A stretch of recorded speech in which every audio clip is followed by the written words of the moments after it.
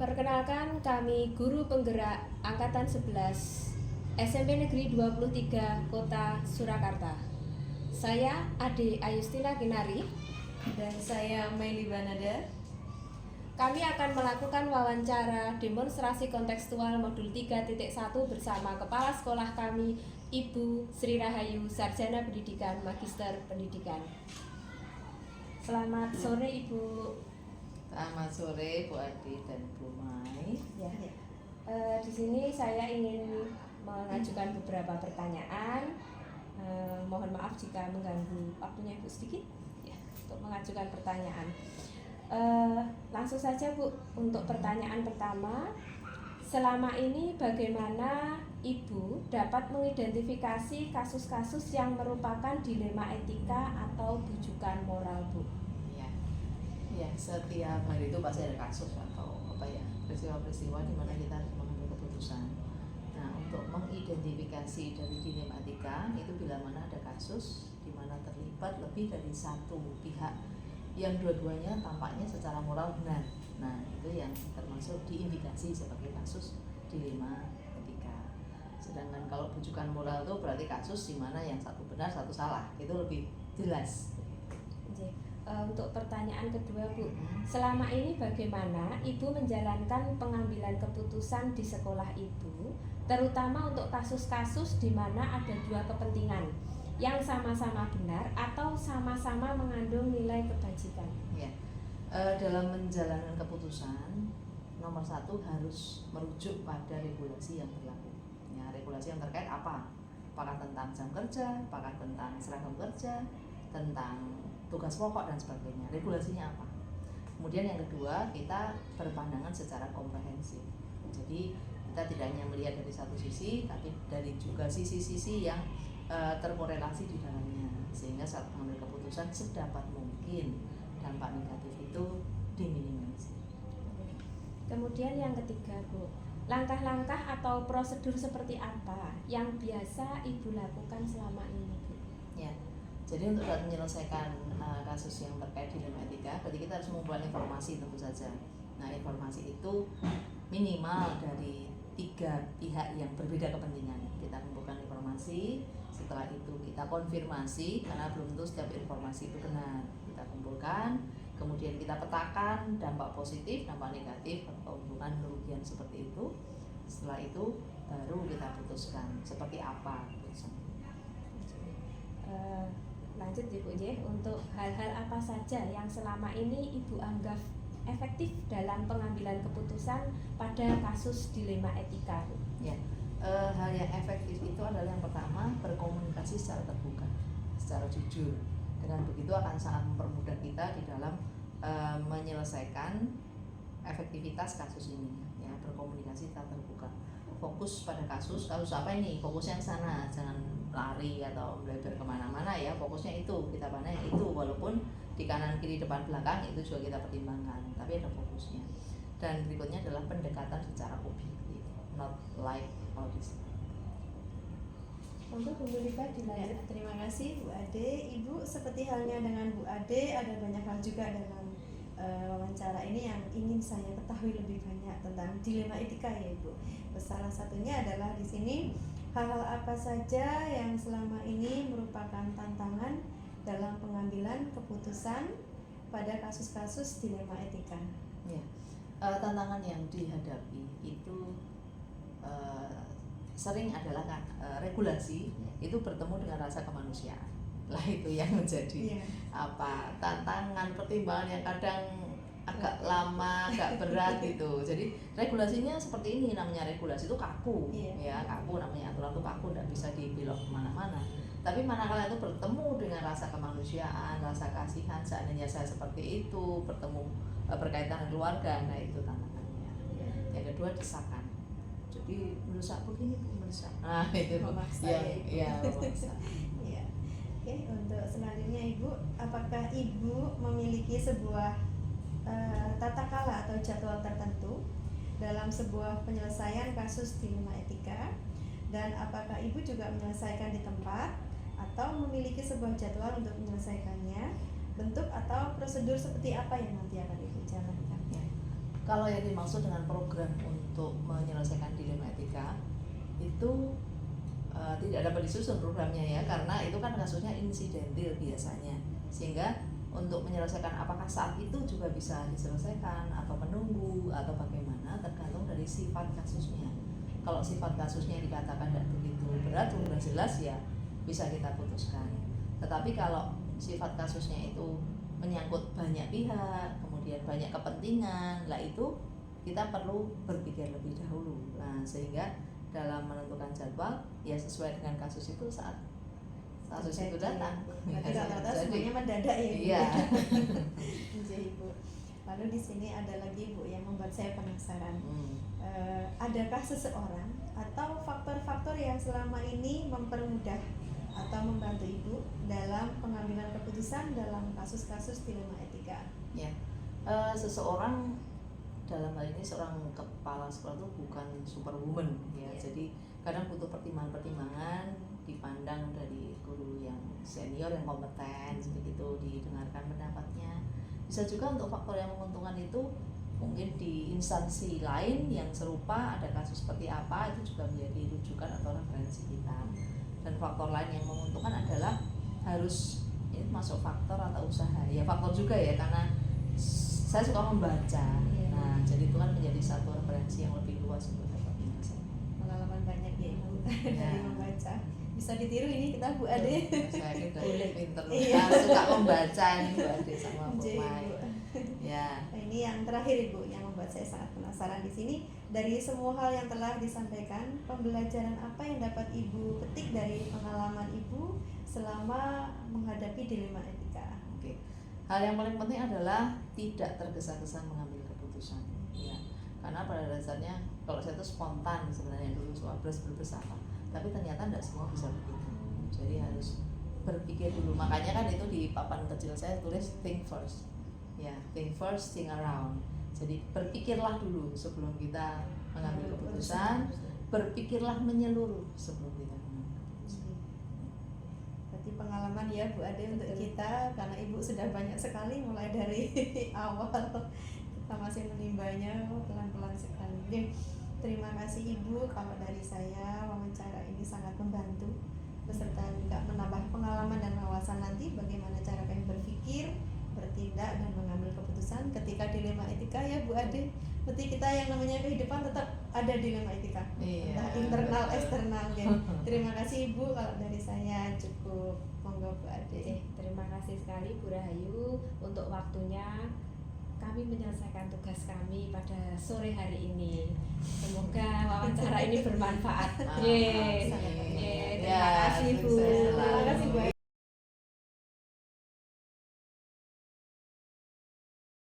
Salam guru penggerak. Saya Ade Ayustina Kinari, Sarjana Pendidikan, Guru Penggerak Angkatan 11 SMP Negeri 23 Kota Surakarta. Kali ini saya akan mengerjakan tugas demonstrasi kontekstual modul 3.1. Kepala sekolah yang akan saya wawancarai pada hari ini adalah Kepala Sekolah SMP Negeri 25 Kota Surakarta, Bapak Sutrisno, Sarjana Pendidikan. Selamat pagi Bapak. Selamat pagi. Ya, saya ingin mewawancarai Bapak sebagai syarat saya memenuhi tugas demonstrasi kontekstual modul 3.1. Perkenalkan, saya Ade Ayustina Kinari dari SMP Negeri 23 Kota Surakarta. Bisa kita mulai Bapak? Iya, silakan. Oke. Selama ini bagaimana pendapat Bapak ya dapat mengidentifikasi kasus-kasus yang merupakan dilema etika atau rujukan moral? Selama ini kalau yang saya amati ketika ada sebuah kepentingan yang bertentangan. Dalam hal ini dicontohkan ada seorang siswa yang mempunyai permasalahan di rumah, permasalahan itu dibawa ke sekolah. Nah, suatu contoh di lingkungan SMP Negeri 25 kemarin kita temui seorang anak yang ketika di sekolah itu lebih banyak tidurnya daripada aktifnya. Setelah kita selidiki ternyata di rumah itu anak itu adalah anak yang dari orang tua yang kategori menengah ke bawah. Ketika malam anak itu seperti itu, sehingga masa belajar di rumah itu habis untuk parkir. Memang dari sisi kebaikannya juga ada baiknya karena dia untuk membantu orang tua memenuhi kebutuhan juga, tapi di sisi lain di sekolah dikorbankan waktunya sehingga harusnya belajar lebih banyak tidur. Jadi dari situ contoh-contoh untuk kita mencari kasus dilema itu tadi. Oke Pak, saya lanjut ya. Iya. Kemudian selama ini bagaimana Bapak menjalankan pengambilan keputusan di sekolah, terutama untuk kasus-kasus di mana ada dua kepentingan yang sama-sama benar atau sama-sama mengandung nilai kebajikan? Ya.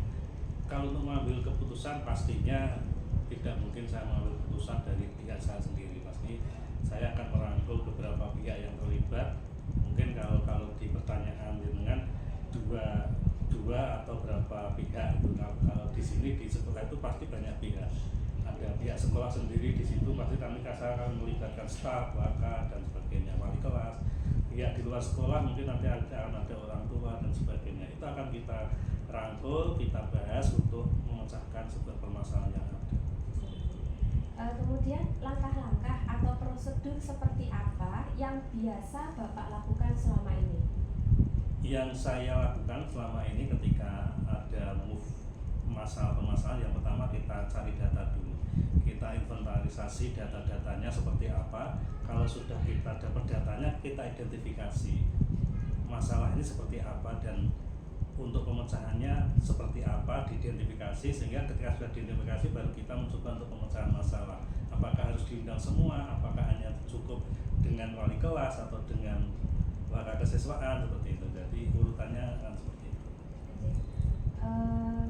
Kemudian Pak, hal-hal apa saja yang selama ini Bapak anggap efektif dalam pengambilan keputusan pada kasus-kasus dilema etika itu tadi Pak? Hal yang paling saya anggap efektif yaitu dengan cara musyawarah itu tadi. Makanya kita panggil pihak-pihak yang terkait supaya kita mau terbuka, mau komunikasi, mau kita ajak untuk ngobrol demi baiknya supaya hal-hal yang tadinya menjadi masalah akhirnya tidak jadi masalah gitu. Kemudian hal-hal apa saja yang selama ini merupakan tantangan dalam pengambilan keputusan pada kasus dilema etika Pak? Kalau tantangan, kita kembali ke pertanyaan dengan tadi tahapan. Iya, betul. Itu tantangannya itu saya lebih di tahap yang pertama yaitu mencari informasi. Nah, mencari informasi itu merupakan tantangan bagi saya karena selama ini ketika ada sebuah permasalahan, ketika saya sedang mencari informasi yang benar itu kayak apa sebenarnya, itu informasinya ternyata antara A dan B itu sedikit berbeda. Itu tantangan bagi saya yang mana memang ini harus kita pecahkan. Nah, solusinya ya tidak cuma 1-2 data yang kita dapat, tapi beberapa sumber kita rangkul lagi untuk memecahkan masalah itu. Cukup solusi yang bagus ya Pak ya. Kemudian apakah Bapak memiliki sebuah istilahnya jadwal tertentu dalam sebuah penyelesaian kasus dilema etika? Kemudian apakah Bapak langsung menyelesaikan di tempat atau memiliki sebuah jadwal kembali untuk menyelesaikannya? Kemudian bentuk atau prosedurnya seperti apa Pak yang dijalankan? Kalau di SMP Negeri 25 sebenarnya mempunyai prinsip selama ada permasalahan sebisa mungkin harus diselesaikan secepat mungkin. Itu biasanya kita gali dari pertama dari wali kelas, terus dari guru BP-nya seperti apa, harus segera ditindaklanjuti, apa perlu revisi dan sebagainya, itu sesegera mungkin. Akan tetapi progres-progres yang sudah dilakukan itu akan kita lakukan setiap 2 minggu sekali, karena kita 2 minggu sekali di tiap hari Senin itu pasti ada koordinasi yang dilanjutkan dengan kegiatan kompil seperti itu. Jadi secara program, secara SOP kita setiap ada masalah sesegera mungkin diselesaikan. Cuman progres penyelesaiannya sampai mana pasti nanti akan dilaporkan di tiap 2 minggu seperti itu.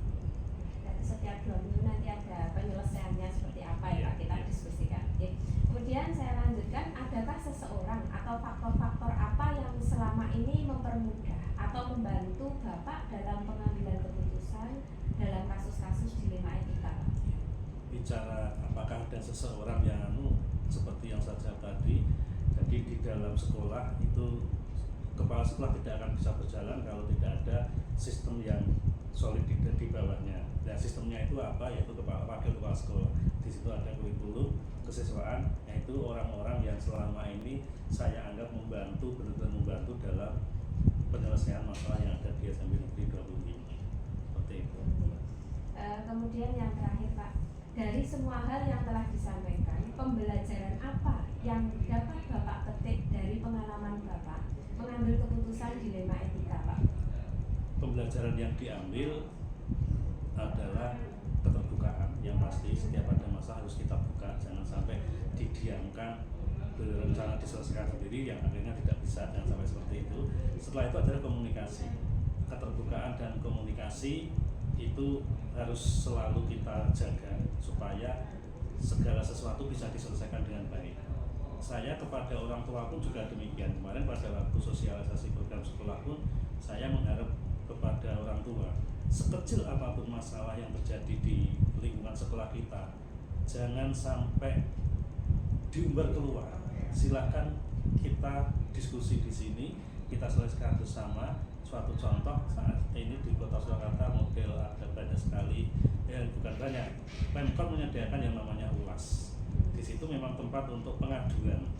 Cuman saya kira tidak ada fungsinya kita ke ULAS, karena ketika kita lapor ke ULAS pun kembalian juga dikembalikan ke sekolah seperti apa. Makanya saya juga sering ketika program sosialisasi program sekolah mengajak ke orang tua supaya sekecil apapun masalah kita selesaikan di dalam, karena walaupun dibawa keluar pun endingnya juga kembali ke sekolah untuk diselesaikan di sekolah.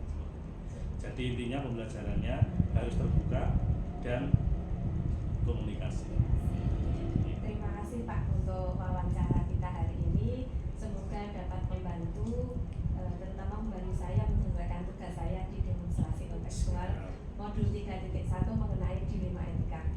Pengalaman Bapak untuk menyelesaikan masalah-masalah itu akan kami tuliskan, kemudian insya Allah akan bermanfaat bagi kami ke depannya sebagai calon guru penggerak. Terima kasih Pak.